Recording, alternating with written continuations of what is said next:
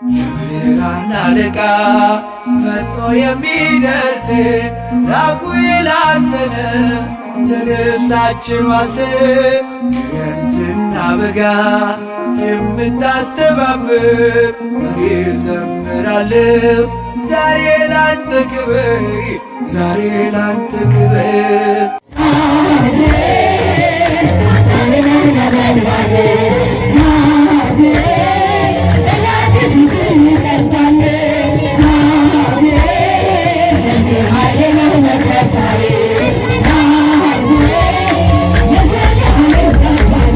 ቅዱስ ራጉኤል የብርሃናት አለቃ ነው።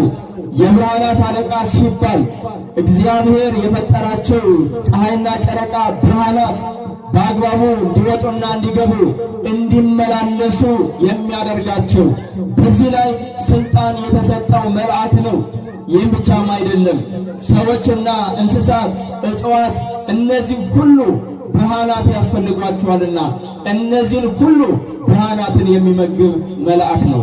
የእግዚአብሔር ቤተሰቦች ለእኛ ለእናንተም የእግዚአብሔር ብርሃን ያስፈልገናል።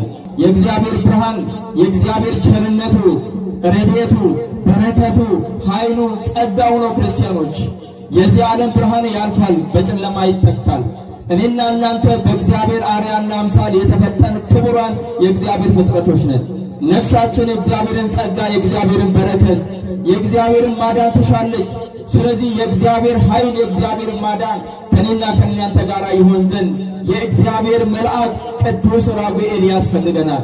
ስለዚህ ራጉኤል የእግዚአብሔርን ብርሃን የእግዚአብሔርን በረከት የሚመግብ ታላቅ መልአክ ነውና ዛሬ በዓሉን ስላከበርን ሁላችንም በቅዱስ ራጉኤል ተባርከናል። ክብር ምስጋና ለአምላካችን ለእግዚአብሔር ይሁን። ስለ ቅዱሳን መላእክት ስናነሳ ቅዱሳን መላእክት ከእግዚአብሔር እየተላኩ የሰው ልጆችን የሚረዱ ከመከራ ሥጋ ከመከራ ነፍስ የሚታደጉ ናቸው። ይህን በተመለከተ መጽሐፍ ቅዱስ በግልጽ ይነግረናል። የቅዱሳን መላእክትን አገልግሎት በመጽሐፍ ቅዱስ መሠረት ስንመለከት አንደኛ አገልግሎታቸው እግዚአብሔርን ማመስገን ነው። በመጀመሪያም ሲፈጠሩ እግዚአብሔር አምላክ እንዲያመሰግኑት እንዲያገለግሉት ፈጥሯቸዋልና የቅዱሳን መላእክት ቀዳሚ ሆነው አገልግሎታቸው እግዚአብሔርን ሁልጊዜ ያለ እረፍት ማመስገን ነው።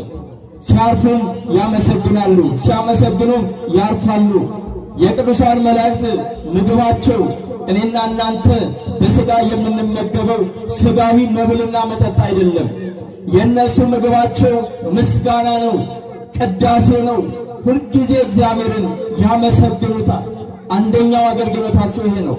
ሁለተኛው አገልግሎታቸው ከእግዚአብሔር ተልከው ወደኛ መምጣት ነው።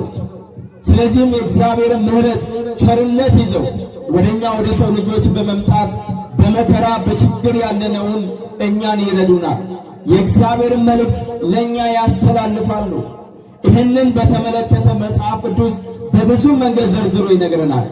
ከእግዚአብሔር ተልከው በመጡ ሰዓት በእሳት በመከራ በችግር ውስጥ ያሉትን ከእሳት እንደሚያወጡ እንደሚያድኑ መጽሐፍ ቅዱስ ይነግረናል። ለምሳሌ አናንያ፣ አዛርያ፣ ሚሳኤል እግዚአብሔርን በማምለካቸው ምክንያት ለጣዖት አልሰግድም ስላሉ ወደ እሳት በተጣሉ ጊዜ ከእሳት ያወጣቸው የእግዚአብሔር መልአክ ቅዱስ ገብርኤል ነበረ። ሌሎችም እንደዚሁ በብዙ መከራ በብዙ ችግር የወደቁትን የእግዚአብሔር መልአክ ከእግዚአብሔር ተልኮ በመምጣት ከእሳት ከውሃ ከልዩ ልዩ አይነት ነገር ሲያድናቸው እንመለከታለን። ስለዚህም ነቢየ እግዚአብሔር ቅዱስ ዳዊት ስለ ቅዱሳን መላእክት ማዳን ሲናገር እንደዚህ አለ። የእግዚአብሔር መልአክ በሚፈሩት ሰዎች ዙሪያ ይሰፍራል ያድናቸውማል አለ። ምን ያደርጋቸዋል? ያድናቸውማል። ይህ የሚያድነው ማን ነው? የእግዚአብሔር መልአክ ነው። ደግሞ የሚያድነው ማንን ነው? እግዚአብሔርን የሚፈሩ ሰዎችን ነው። ስለዚህ እግዚአብሔርን የሚፈሩ ሰዎችን የእግዚአብሔር መልአክ ከእግዚአብሔር ተልኮ በመምጣት ያድናቸዋል በማለት ተናገረ። ይህም ብቻም አይደለም። ቅዱሳን መላእክት ልክ ለዳንኤል ቅዱስ ገብርኤል ዕውቀትን፣ ማስተዋልን፣ ጥበብን እንደገለጸለት እነዚሁ ቅዱሳን መላእክት ወደኛ ከእግዚአብሔር ተልከው በመጡ ሰዓት ዕውቀትን፣ ማስተዋልን፣ ጥበብን ይሰጡናል።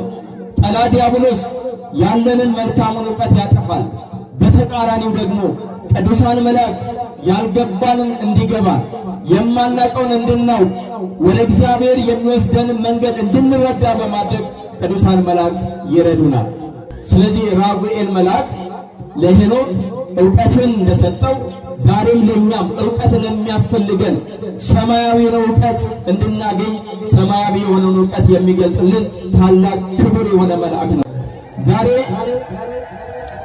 የቅዱስ ራጉኤልን መታሰቢያ ስናደርግ ይህንን ነገር እያሰብን መታሰቢያን የምናደርገው። ሌላው ደግሞ ቅዱሳን መላእክት ጠላት በከበበን ጊዜ ከጠላት አሰራር የሚታደጉን፣ የጠላትን ሥራ የሚያፈርሱልን፣ ጠላታችንን ዲያብሎስን የሚበቀሉልን ናቸው። ቅዱስ ራጉኤል መስተበቀል ይባላል። ተበቃይ የሆነ መልአክ ነው። ይበቀላል። ማንን መሰላችሁ የሚበቀለው? ጠላትን ነው የሚበቀለው። ጠላታችን ዲያብሎስ ነው። ጠላታችን ዲያብሎስ በብዙ አይነት መንገድ በሕይወታችን ላይ ወጥመድን በዘረጋ ጊዜ የእግዚአብሔር መልአክ ቅዱስ ራጉኤል ከእግዚአብሔር ተልኮ በመምጣት ጠላታችንን ዲያብሎስን የሚበቀልልን ታላቅ መልአክ ነው። ስሙ የተመሰገነ ይሁን። ዛሬ ጠላታችን ዲያብሎስ እኛ ክርስቲያኖችን በተለያየ አይነት ወጥመድ ውስጥ ለመጣል ብዙ ሥራዎችን ይሠራል።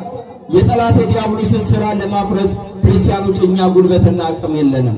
አቅማችን እግዚአብሔር ነው። ኃይላችን እግዚአብሔር ነው። ኃይላችን የሆነው እግዚአብሔር ደግሞ እኛ ሲረዳን የቅዱሳን መላእክቱን አገልግሎታቸውን፣ ተራዳይነታቸውን፣ ክብራቸውን እንድናውቅ ስለሚፈልግ መላእክቱ ወደኛ በመላክ ከብዙ አይነት የሰይጣን አሰራር እንድናመልጥ ያደርገናል። ቅዱስ ራጉኤልን በእውነት ከልቦናችን ሆነን ልናከብረው ይገባናል። ልንወደው ይገባናል። በዓሉን ልናከብር ይገባናል። ቅዱስ ራጉኤልን ልንማጸነው ይገባናል ክርስቲያኖች። ምክንያቱም ታላቅ ሥልጣን የተሰጠው ልዩ ክብር ያለው ከጠላታችን ከዲያብሎስ እኛን ይታደገን ዘንድ ከእርሱ ከእግዚአብሔር ሥልጣን የተሰጠው ታላቅ መልአክ ስለሆነ፣ ስለዚህ በቅዱሳን መላእክቱ አገልግሎት መጠበቅና በእነሱ መገልገል ያስፈልገናል። ለዚህ ነው ነቢየ እግዚአብሔር ቅዱስ ዳዊት በመንገድ ሁሉ ይጠብቁ ዘንድ መላእክቱ ስላንተ ምን ያደርጋቸዋል? ያዛቸዋል። እንደዚህ ከሚታዘዙት መላእክት መካከል አንዱ ዛሬ በዓሉን የምናከብርለት መልአኩ ቅዱስ ራጉኤል ነው። ስለዚህ ቅዱስ ራጉኤል ሄኖክን እንደረዳ እኔና እናንተንም እንዲረዳን ያስፈልጋል። ለሄኖክ ዕውቀትን ማስተዋልን እንደገለጸለት የብርሃናትን ምስጢር እንዳሳወቀው ዛሬም ለእኔና ለእናንተ የእውነተኛውን ብርሃን የክርስቶስን የእርሱን ክብሩን መለኮታዊ ኃይሉን ሥልጣኑን ማዳኑን በሚገባ እንድንረዳ ይህን እንዲገልጽልን ያስፈልጋልና የቅዱስ ራጉኤል ተራዳይነቱ ከሁላችንም ጋር ይሆን። የቅዱሳን መላእክት አገልግሎት እንግዲህ ሁለተኛው ብለን ያነሳነው እኛን የሰው ልጆችን ከእግዚአብሔር ተልኮ በመምጣት ማዳን፣ ዕውቀትን፣ ማስተዋልን፣ ጥበብን መግለጽ፣ ከጠላት ከዲያብሎስ አሰራር መጠበቅ ነው ብለናል። ይህም ብቻም አይደለም። ቅዱሳን መላእክት የእኛ ጸሎታችንን ልመናችንን ያሳርጋሉ። ምን ያደርጋሉ? ጸሎታችንን ልመናችንን ያሳርጋሉ ወደ እግዚአብሔር። ስለዚህ ጉዳይ ቅዱስ ዮሐንስ ሲናገር ምን አለ? ሌላ መልአክ መጣ፣ ፍም የሞላበትን የወርቅ ጽና ያዘ። ለቅዱሳን ሁሉ ጸሎት እንዲጨምረው ብዙ ዕጣን ተሰጠው። የዕጣኑን ጢስ ከቅዱሳን ጸሎት ጋር በእግዚአብሔር ፊት ወጣ ይላል። ወጣ ማለት አረገ ማለት ነው። ክብር ምስጋና ለአምላካችን ይሁን። ቅዱሳን መላእክት የቅዱሳኑን ጸሎት እንደዚህ የሚያሳርጉ ናቸው። ቅዱሳን የጸለዩትን ጸሎት ቅዱሳን መላእክት ባሳረጉ ጊዜ እግዚአብሔር ይቀበለዋል። የሰዎችን ልመናቸውን ፈቃዳቸውን ይፈጽምላቸዋል። ሌላኛው የቅዱሳን መላእክት አገልግሎት ስለኛ መጸለይ ነው። ይሄ የሚገርም አገልግሎታቸው ነው። ቅዱሳን መላእክት ስለኛ ያስባሉ፣ ይጨነቃሉ። የተለያየ አይነት ፈተና ሲገጥመን በመከራው ስንሆን ስለኛ በማዘን ልመና በልዑል አምላክ በእግዚአብሔር ፊት ያቀርባሉ። ይሄን ለመመልከት በትንቢተ ዘካርያስ በምዕራፍ 1 ቁጥር 12 ላይ የተጻፈው መመልከት በቂ ነው። የእግዚአብሔር መልአክ ስለ ኢየሩሳሌምና ስለ ይሁዳ ከተሞች ወደ እግዚአብሔር ጸለየ፣ ለመነ፣ ጥያቄ አቀረበ። ምን አለ? እነዚህን 70 ዓመት የተቆጣቸውን ኢየሩሳሌምንና የይሁዳ ከተሞች የማትምራቸው እስከ መቼ ድረስ ነው አለ። የእግዚአብሔር ቤተሰቦች እናስተውል። መልአኩ ምን እያለ ነው? ለምን አትምራቸው ማራቸው እያለ ነው። ጥያቄ እያቀረበ ነው። እግዚአብሔርም ከኔ ጋር ይነጋገር ለነበረው መልአክ በመልካምና በሚያጽናና ነገር ተናገረው ይላል። ስለዚህ ቅዱሳን መላእክት አያችሁ ጸሎታችንን ያሳርጋሉ፣ ስለኛም ይጸልያሉ። እግዚአብሔርም ለኛ እነሱን በመላክ ከልዩ ልዩ አይነት መከራና ችግር እንዲታደጉን በማድረግ የቅዱሳን መላእክቱን ክብራቸውን በዚህ መልክ አምላካችን እግዚአብሔር ይገልጣልና መልአኩ ቅዱስ ራጉኤል በብዙ ነገር የሚታወቅ መልአክ ነው። በተለይ እናታችን እመቤታችን ቅድስት ድንግል ማርያም በ64 ዓመቷ በምታርፍበት ጊዜ ጥር 21 ቀን ድንግል ማርያም ባረፈች ጊዜ አይሁድ ሥጋዋን እናቃጥላለን ብለው ሲመጡ እግዚአብሔር አምላካችን የድንግል ማርያምን ሥጋ ነጥቆ በመውሰድ በገነት በዕፀ ሕይወት ሥር አሳርፎታል። በዛን ጊዜ ቅዱስ ዮሐንስ ወንጌላዊ ይሄን ምስጢር እንዲመለከት እርሱም ተነጥቆ ወደዛ ቦታ ሄዷል። ይሄን ምስጢር አይቷል። የዛን ጊዜ የዮሐንስ ወንጌላዊ የመገበው መልአክ ቅዱስ ራጉኤል ነው። ቅዱስ ራጉኤል ሁላችንን የሚመግበው የእግዚአብሔር ቤተሰቦች ራጉኤል በብዙ ነገር የሚታወቅ ታላቅ መልአክ ነውና ዛሬ ይህንን በዓል እንዲህ በደመቀ ሁኔታ በማክበራችን ያከበርነው እግዚአብሔር ያከብረናል። እንደዚሁም ከእግዚአብሔር ታዞ ወደኛ የሚመጣው የእግዚአብሔር መልአክ ቅዱስ ራጉኤል ሁላችንንም ይጠብቀናል።